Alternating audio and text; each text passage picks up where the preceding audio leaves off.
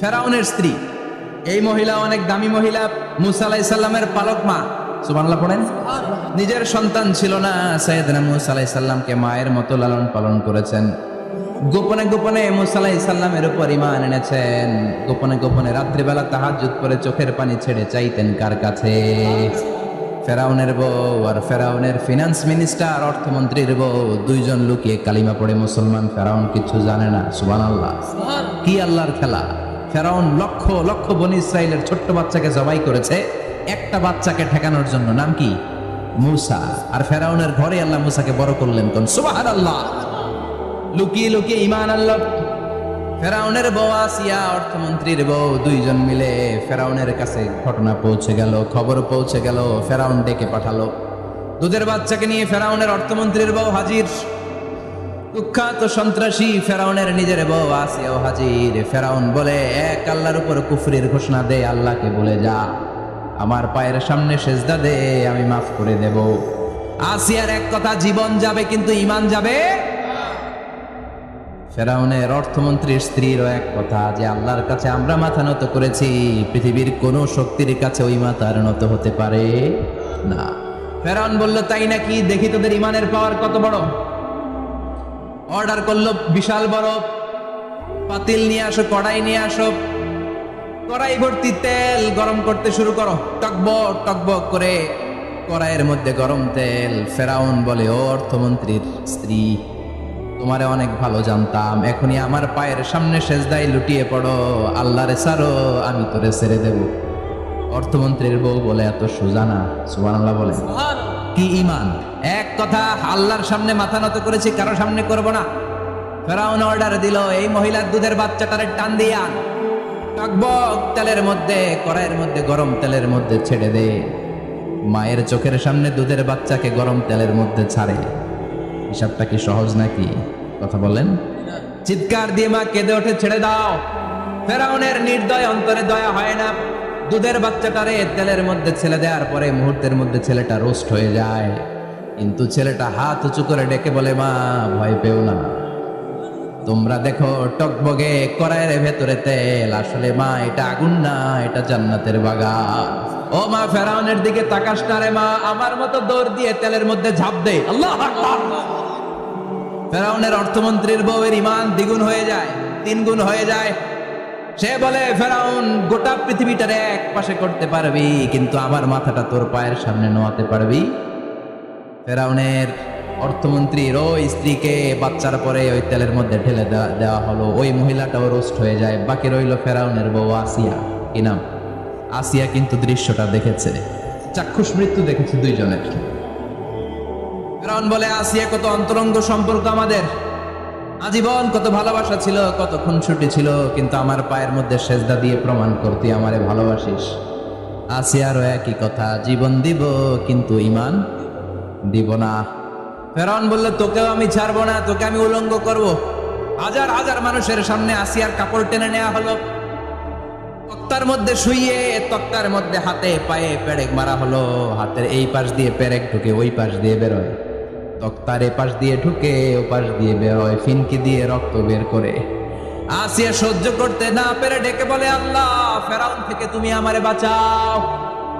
এই দোয়াটা সূরাতুত তাহরিমে আল্লাহ সরাসরি কোট করেছেন, রব্বিবনিলি ইনদাকা বাইতান ফিল জান্নাহ। ও আল্লাহ, মালিক, তোমার পাশে জান্নাতে একটা ঘর বানায়া দিও। এরকম একটা সঙ্গীত আছে না নাই? এই সঙ্গীতটা সরাসরি সূরাতুত তাহরিম আসিয়ার দোয়া থেকে কোট করা হয়েছে। পড়েন সুবহানাল্লাহ। মালিক, তুমি জান্নাতে তোমার পাশে আমায় একটি ঘর বানিয়ে দিও, একটি ঘর বানিয়ে দিও, সে বিভীষিকাময় মহাদিনে তোমার প্রতিবেশী করে নিও। মালিক, তুমি জান্নাতে তোমার পাশে আমায় একটি ঘর বানিয়ে দিও, একটি ঘর বানিয়ে দিও। আল্লাহু আকবার। সেই 5000 বছর আগের দোয়া আজও আমরা তাফসীর মাহফিলে গান বানিয়ে বলি। 5000 বছর আগের কথা আজও আমরা কোরআনের আয়াত হিসেবে পড়ি। আল্লাহু আকবার। কি মাকবুল হয়েছেন মহিলাটা আল্লাহর দরবারে। আল্লাহরে বললেন, আল্লাহ শুধু তোমার ইবাদতের কারণে আজকে আমার এমন দশা উলঙ্গ হওয়া লাগলো, আমার হাতে পায়ে পেরেক ঠোকা হলো, আল্লাহ এখন গরম তেলের মধ্যে ছেড়ে দেয়া হবে, তুমি বাঁচাও। আল্লাহ বললেন, জিব্রাইল আমার জান্নাত আরে আসিয়ার চোখের সামনে তুলে ধর। আমার আসিয়া দুনিয়ার বুকে থেকে জান্নাত দেখে দেখে আমার মেহমান হয়ে আমার কাছে আসবে। আসিয়াকেও গরম তেলের মধ্যে ফেলে দেয়া হলো। দুনিয়ার বুকে থেকে জান্নাতের নমুনাটা দেখতে দেখতে সাইয়েদাতুনা আসিয়া আল্লাহর কাছে চলে গেলেন। পড়েন আল্লাহু আকবার। এজন্য ঈমানের পথে অবিচল থেকে আমার মরণ যেন হয়। পড়েন আমিন। তাহলে আসিয়ার জীবনী থেকে আমার মায়েদের জন্য শিক্ষা হলো, ঈমান ছাড়া যাবে না, বেঈমান হয়ে মরা যাবে না, মাজারে গিয়ে মুশরিকাদের কাতারে নাম তোলা যাবে। ওই মায়েরা ঈমান কেমন করে রক্ষা করবেন? ঈমান কত বড় দামি জিনিস। ঈমান একজন নারীর মর্যাদা আল্লাহর কাছে কত বাড়িয়ে তোলে। আসিয়ার জীবনে এই শিক্ষাটা আছে না নেই? কথা কম বোঝা যায়, বোঝা যায়। তাহলে প্রথমে জানলাম কার কথা? হাজারের কথা। হাজারার জীবনী থেকে শিক্ষা ছিল তাওয়াক্কুল করতে হবে একজনের উপর, তিনি কে? আল্লাহ। আসিয়ার জীবনী থেকে আমরা কি শিখলাম? ঈমান রক্ষা করতে হবে। জীবন যাবে, ঈমান যাবে, জীবন যাবে, ঈমান যাবে। 3 নম্বরে মারিয়াম আলাইহিস সালাম, আজীব একটা মহিলা, স্বামী ছাড়া তার পেটের ভেতরে সন্তান দিয়েছে কে? আবার ওনার নামে কোরআনে একটা সূরা দিয়েছে কে? কি নাম? সূরাতু মারিয়াম। কাফ হা ইয়া আইন সাদ, যিকরু রাহমাতি রাব্বিকা আবদাহু যাকারিয়া। আল্লাহু আকবার। কি সুন্দর সূরা, কি অন্তমিল, কি চমৎকার ঘটনার বর্ণনা। উনার নামেও সূরা, উনার ফ্যামিলির নামেও সূরা। উনার আব্বার নাম ইমরান, মায়ের নাম হান্না বিনতে ফাখুজ। উনাদের ফ্যামিলিটা আল্লাহর কাছে এত প্রিয়, আল্লাহর একটা সূরা দিলেন ইমরানের পরিবারের সূরা। কোন? সুবহানাল্লাহ। কোরআনের 3 নাম্বার সূরা, সূরাতু আলে ইমরান। কি নাম? সূরাতু। আবার কোরআনে আল্লাহ ওনাকে বলেছেন সিদ্দিকা, মানে সত্যবাদী নারী। আবার আল্লাহ বলেছেন ওয়ালাইসা যাকারু কাল উনসা, এটা এমন মেয়ে কোন পুরুষ এই মেয়ের মতো হতে পারে? ওনার মা হান্না বললেন, আল্লাহ আমার পেটে ছেলে না মেয়ে আমি জানি না। যখন মারিয়াম পেটে, আল্লাহ ছেলে হোক মেয়ে হোক বাইতুল মুকাদ্দাসের খাদেম হিসেবে তুমি কবুল করে নাও। আমার পেটে যা আছে তোমার জন্য মানত করে দিলাম। কিন্তু ভূমিষ্ঠ করার পরে দেখে মাইয়া, ভূমিষ্ঠ করার পরে দেখে কি? মেয়ে। ভাবছিল ছেলে, ছেলে হইলে খাদেম হবে, এখন মেয়ে। আল্লাহ বলে চিন্তা করো না, সাধারণ মেয়ে না। ওয়ালাইসা যাকারু কাল উনসা, এটা এমন মেয়ে কোন ছেলেরাও এই মেয়ের মতো হতে পারে। এই মেয়েকে দিয়ে দেওয়া হলো বাইতুল মাকদাস, one of the major 3 mosques in Islam. ইসলামের সর্বশ্রেষ্ঠ 3টা মসজিদের একটা। এই বাইতুল মুকাদ্দাসের খাদেমা ছিল উনি। মসজিদ ক্লিন করতো আর ইবাদত করতো, ইবাদতে মশগুল হয়ে থাকতো, পাগল পড়া হয়ে থাকতো, চক্ষু বন্ধ করে আল্লাহর কথা স্মরণ করত। মর্যাদা আল্লাহ তো বাড়িয়ে দিলেন, আনসিজনাল যত জান্নাতি ফল সব সামনে এসে হাজির হয়ে যেত। ওনার খালু জাকারিয়া এসে বলতেন, আন্না লাকে হাদা, ও মারিয়াম এই ফল তো এই সিজনে ফিলিস্তিনে নাই, পাইলা কই? তিনি বলতেন, হুয়া মিন ইনদিল্লাহ, রব্বুল আলামিন জান্নাত থেকে ফলের ব্যবস্থা করেছে। কোরআন সাক্ষী, আন্না লাকে হাদা, কোত্থেকে এই ফ্রুট পাইলা? আনসিজনাল, এটা তো এখানে নাই। উনি বললেন, হুয়া মিন ইনদিল্লাহ, ইন্নাল্লাহ ইয়ারযুকু মান ইয়াশাউ বিগাইরি হিসাব। আল্লাহ এরকম যারে চায় বিগাইরি হিসাব রিজিক দিয়ে থাকে। সুবহানাল্লাহ বলেন। সব সময় আল্লাহর ইবাদত, সব সময় তাহাজ্জুদ, সব সময় জিকির করতেন, লা ইলাহা ইল্লাল্লাহু মুহাম্মাদুর রাসূলুল্লাহ। ওনার পুরো জীবনের কোন মুহূর্ত আল্লাহর জিকির থেকে খালি যায় নাই, সব সময় ইবাদতে মশগুল, সব সময় কি? তার মানে মারিয়ামের জীবনী থেকে আমাদের শিক্ষা, আমার মায়েরা বোনেরা ইবাদতে মশগুল থাকতে হবে। কিন্তু দুর্ভাগ্যজনক হলেও সত্যি, আমার বোনেরা জি বাংলা নিয়ে মশগুল থাকে। ওনারা মশগুল থাকে ঠিকই, তবে ইবাদত নিয়ে না। কি নিয়ে? কথা কন। জি বাংলা কি এখনো দেশে চলে? স্টার জলসা এগুলো চলে, কিরণমালা, এই সিরিয়ালগুলো চলে। নতুন সিরিয়াল আসছে, নাম কত কয়েকটা, ওয়াজ মাহফিলে বলা লাগবে আমাদের। কি নাম, কি চলে এখন জানো না তুমি? সর্বনাশ, পাগলের মতো মহিলাগুলো বসে থাকে, রাতে দেখতে না পারলে সকালে কাজা কাফার আদায় করে। আছে না নাই? কাজা আদায় করে ফেলে সকালে। খবরদার, জি বাংলা স্টার জলসা, হিন্দি মুভি নিয়ে মশগুল থাকা যাবে না আমার বোনেরা। আপনিই পারেন আপনার ফ্যামিলিটারে জান্নাতের ফ্যামিলি বানাতে, আপনিই পারেন পরিবারটারে শান্তিময় করতে। নারী ভালো তো পরিবার ভালো। এজন্য মারিয়াম আলাইহিস সালামের জীবনী থেকে আমার বোনদের জন্য শিক্ষা, ঘরের সব কাজ শেষে অবসর যে সময়টা পাবো ইবাদতে মশগুল হয়ে যাব, ঠিক কিনা? ইবাদতে মশগুল থাকার দরকার আছে না নাই? তাহলে মারিয়ামের মতো আপনাদের মর্যাদাও বাড়িয়ে দিবে কে? কয়জনের জীবনী গেল, আর বাকি কয়জন শুনবেন? কষ্ট হচ্ছে? এরপরে বিশ্বনবীর প্রথম বউ খাদিজা। কি সুন্দর না খাদিজা, বললে ভালো লাগে না? প্রথম নারী যিনি কালিমা পড়ে ইসলাম ধর্ম গ্রহণ করেছেন, আমাদের আম্মা জান। বিশ্বনবীর প্রথম বউ, 25 বছর বিশ্বনবীর সাথে সংসার করেছেন, 3 বছর বিশ্বনবীর সাথে জেল খেটেছেন শিয়াবে আবি তালেবে। কেমন বউ? জামাইও জেলখানায়, বউ জেলখানায়। বিশ্বনবীর সবগুলো বাচ্চা সন্তান ছেলে মেয়ে এই মহিলার গর্ভ থেকে এসেছে, একজন ছাড়া ইব্রাহিম। ইব্রাহিম বিশ্বনবীর আরেক বউ মারিয়ার গর্ভে এসেছে, বাকি সব খাদিজার গর্ভে। যে আমরা ফাতেমা, বিশ্বনবীর কন্যার নাম কি? ফাতেমার মায়ের নাম কি? খাদিজা। সুবহানাল্লাহ। ফাতেমা, রোকাইয়া, উম্মে কুলসুম, জায়নাব, এই 4 জনের মাই খাদিজা। আবার আব্দুল্লাহ, কাসেম, এদের মায়ের নামও খাদিজা। বিশ্বনবীর সব সন্তান এসেছে খাদিজার পেট থেকে। বরকত বেশি না কম? বিশ্বনবী ভয় পেলে খাদিজার কাছে গেলে ভয় কেটে যেত, সাহস যোগাতেন, শেল্টার দিতেন, ছাতার মতো মাথার উপরে দাঁড়িয়ে থাকতেন। আল্লাহু আকবার। বিশ্বনবী বলতেন রুজিক তো হুব্বাহা, খাদিজার ভালোবাসা আমার অন্তরে আল্লাহ রিজিক হিসেবে দিয়েছে। আবার বিশ্বনবী বলতেন আল্লাহ যেই কিয়ামতের দিন বন্ধু বন্ধুরে চিনবে না, ভাই ভাইরে চিনবে না, কেউ কাউরে চিনবে না, ওই কঠিন দিনে আমি আমার খাদিজারে যেন ভুলে না যাই, আমার খাদিজারে যেন দেখা মাত্রই চিনতে পারি এটা আমার খাদিজা। খাদিজাকে নিয়ে মা আয়েশা একদিন একটা কটু কথা বলেছিল। ও নবী, কবে আপনার এই বুড়ি মহিলা, বুড়ি বউ খাদিজা ইন্তেকাল করেছে, তারপরে কত সুন্দরী সুন্দরী বউ আমরা এসেছি, আমার ভালো লাগে না? খালি বুড়ির কথা কন কেন? খালি বুড়ির কথা স্মরণ করেন। আমরা আছি, আমাদের দিকে তাকান, আমরা কত সুন্দরী, আমরা কত ভালো।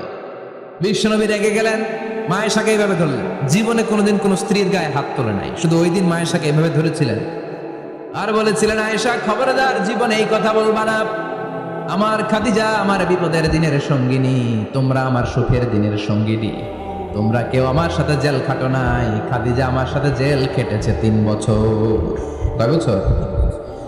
খাদিজা যখন ইন্তেকাল করলো বিশ্বনবী কবর দিলেন, দোয়া করলেন আর কাঁদলেন। সাহাবারা দোয়া শেষে চলে যায়। আবু বকর বললেন নবী কবর দেয়া হলো, খাদিজাকে দোয়া করা হলো, এবার চলেন। বিশ্বনবী তবুও যান না। বিশ্বনবী বললেন আবু বকর তোমার মনে চাই তুমি ঘরে ফিরে যাও, আমি যাব না। আল্লাহু আকবার। কি মহিলা ছিল, বিশ্বনবীকে সবসময় আগলে রেখেছে, শেল্টার দিয়েছে, প্রতিভক্ত ছিল। খাবার নিয়ে বিশ্বনবীর জন্য এদিক সেদিক যেতেন, বিশ্বনবী না আসলে খেতেন না। বিশ্বনবীকে কলিজার চাইতো বেশি ভালোবাসতো, পতি যা বলবে তাই শুনতো।